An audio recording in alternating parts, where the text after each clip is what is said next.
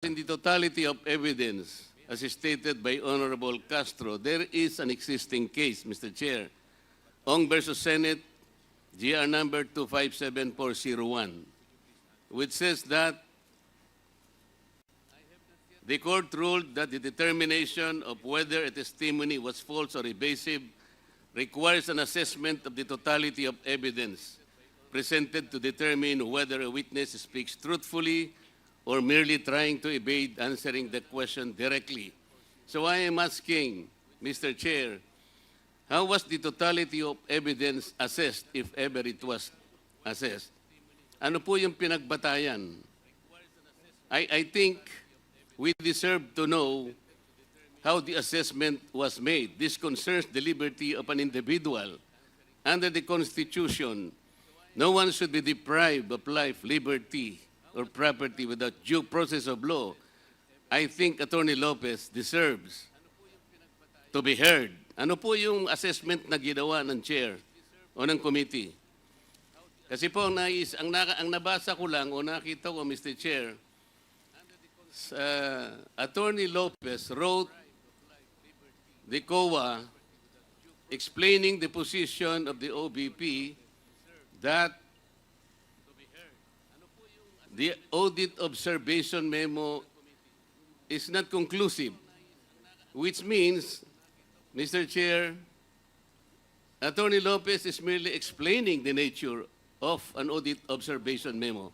If I were the lawyer of the OBP, I would have done the same, because I think the very nature of the AOM, it is not final and executory.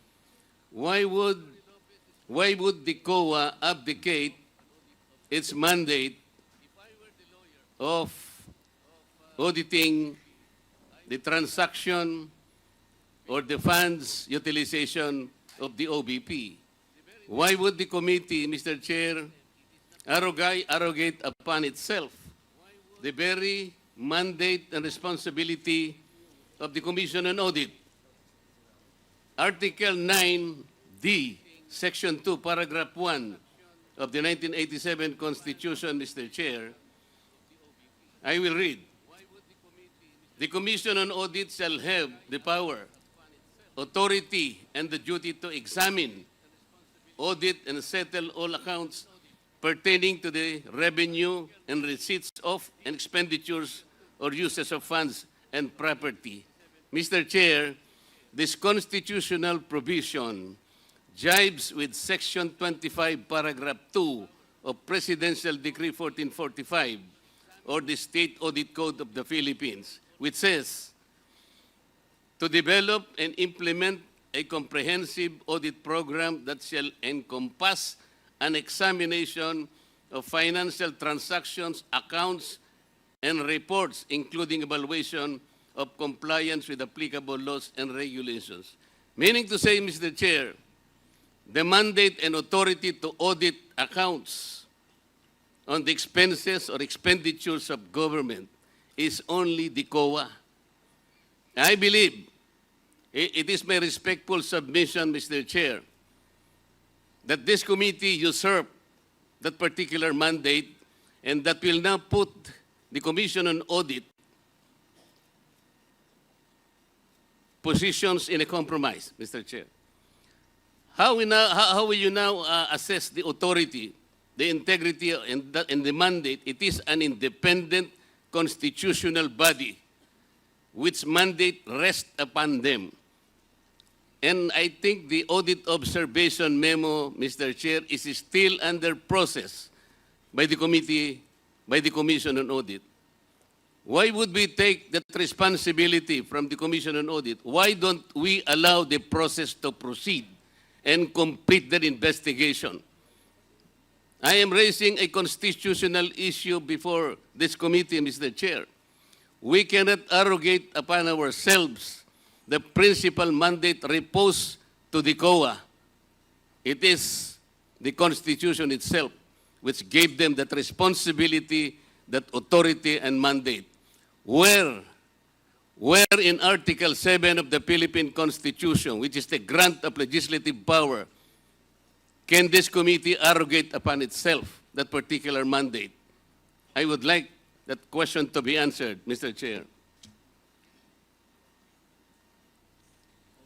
Thank you, Congressman Marcoleta.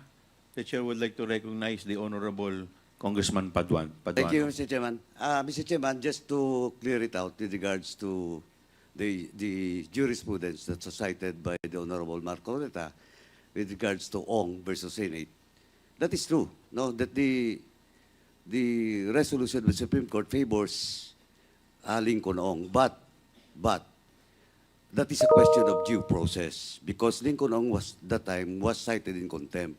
Now, question the case of Mr. Chair, I directed Andale the po. question to you. I am not yet finished my manifestation or answer to the query of the Honorable Marcoleta.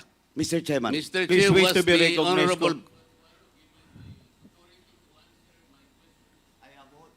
Congressman Marcoleta, Mr. wait to Chairman. be recognized. Mr. Chairman, I have all the Mr. right. Chair, Paduano, you the have this. question was addressed to...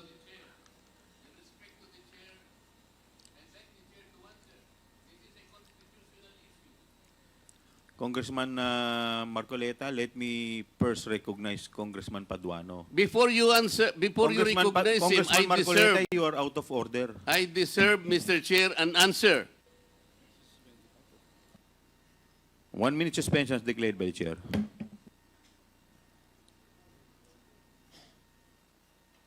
Bakit sa'yo?